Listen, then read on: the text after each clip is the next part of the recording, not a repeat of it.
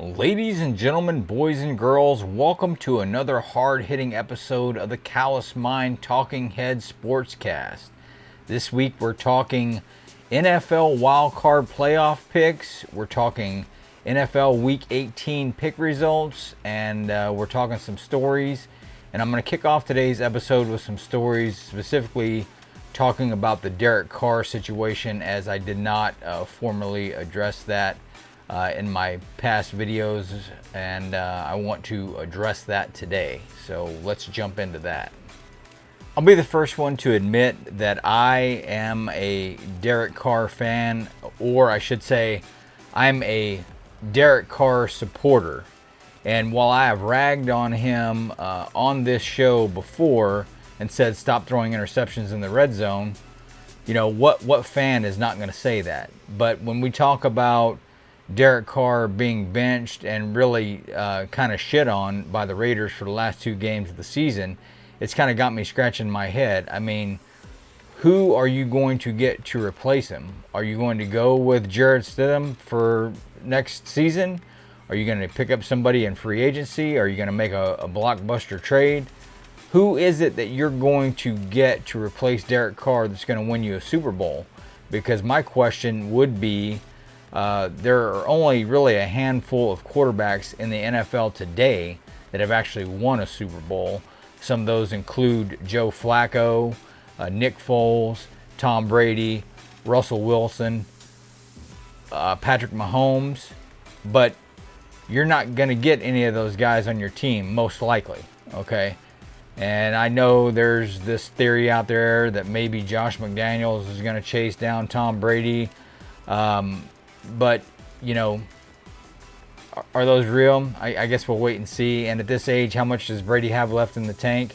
You know, I mean, the Bucs kind of faltered down the stretch and were lucky to win the NFC South this year.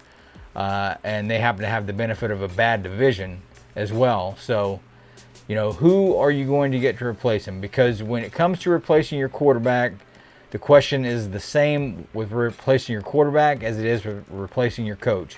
Who are you going to get that's better than who you currently have? So feel free to tell me who you think they should get in the comment section below.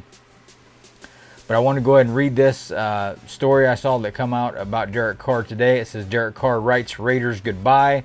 It says title fire still rages. So 2 weeks and a day after being benched by the Las Vegas Raiders, quarterback Derek Carr broke his silence and bade farewell to the team's fans in a statement on social media Thursday. Carr had been the Raiders' starting quarterback since being selected in the second round of the 2014 NFL Draft.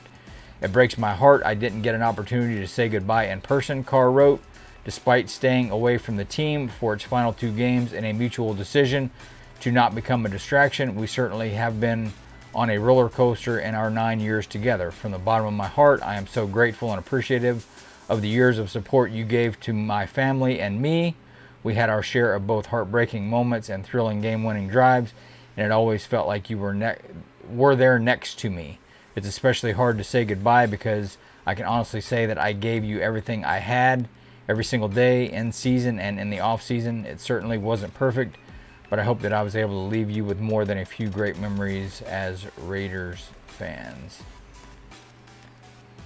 So Carr, who signed a 5-year, $125 million contract extension with the Raiders in 2017 and then a 3-year, $121.5 million extension last spring, said in 2021 he would probably quit football if he had to play for somebody else. I am a Raider for my entire life. I'm going to root for one team for the rest of my life. It's the Raiders. So I just feel that's so strong in my heart. I don't need a perfect situation to make things right. I'd rather go down with the ship, you know what I'm saying, if I have to. In his latest statement, Carr acknowledged those feelings but said he looked forward to playing for another NFL team. I meant that, he wrote, but I never envisioned it ending this way. That fire burning inside of me to win a championship still rages. Carr's most recent extension included the right for the Raiders to cut him within 3 days of the Super Bowl for a relatively minor $5.625 million salary cap hit and gave the quarterback a no-trade clause. Thursday's statement could be seen as taking away the Raiders' leverage in a trade. Carr, whose contract guarantees him $40 million if he is still with Las Vegas or agrees to a trade before February 15th, could simply wait for the Raiders to release him and hit the open market, with Las Vegas getting nothing in return.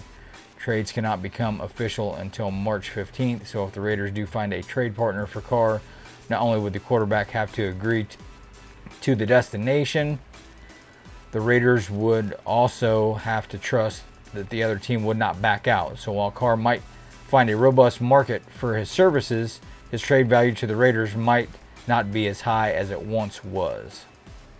2022 NFL Week 18 review was as follows. On Saturday, the Raiders lose to Kansas City. They got bitch slapped. And Jacksonville wins the AFC South against the Tennessee Titans. How about that? Then on Sunday, Tampa loses to division rival Atlanta. Buffalo sneaks by their division rival New England Patriots. Minnesota beats their NFC North rival Chicago. Cincinnati beats Baltimore.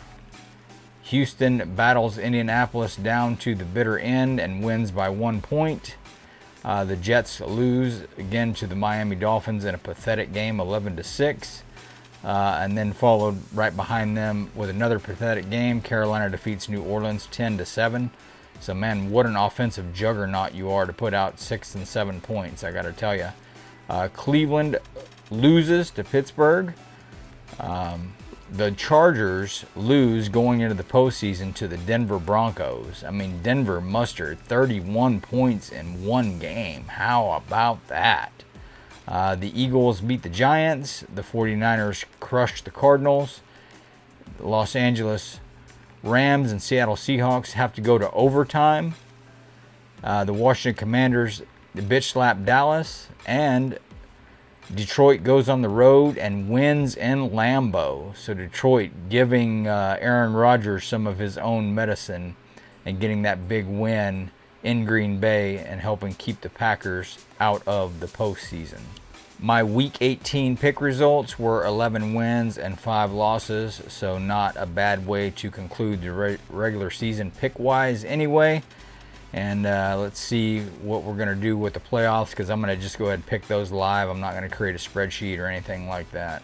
2022 NFL WildCard round picks. I'm picking the San Francisco 49ers at home to defeat their division rival Seattle Seahawks. I'm going to take the Los Angeles Chargers on the road to defeat the Jacksonville Jaguars. And then on Sunday's games, I'm going to take the Buffalo Bills at home to get the win against Miami. I'm going to take the Minnesota Vikings at home to get the win against the visiting New York They Might Be Football Giants. And I'm going to take the Cincinnati Bengals at home to get the win against their AFC North counterpart Baltimore Ravens. And then on Monday, I'm going to take Dak Prescott and the Dallas Cowboys to be a little less pathetic than Tom Brady and the Tampa Bay Buccaneers. So I will take the Cowboys on the road to get the win at Tampa Bay. From Outkick.com, Tennessee female cop and male officers are fired over multiple cases of sex, nudes, girls gone wild, parties, and more. Oh my God. Let's go to La Vergne, Tennessee, where the local police station turned into Police Academy X-rated, with cops were banging and engaging in all sorts of sexcapades thanks to one horny female police officer, investigators allege. Officer Megan Hall is at the center of the wild story because she's accused of 6 sexual relationships with 5 different officers on a police force for a city of just under 40,000 residents. Needless to say, that's a large percentage of the city's officers who were getting it on with Hall. The allegations also include Hall and the fellow officers sending dirty pictures, Hall ripping off her top at a Girls Gone Wild inspired hot tub party, and giving 2 officers oral sex at the police station, allegedly. Let's get to the allegations that were spread out over 20 pages. Hall reportedly told fellow officer Patrick Magliacco about Officer Lewis Powell's Big Black D And Magliocco told investigators that he knew Hall had oral sex with Powell at a substation.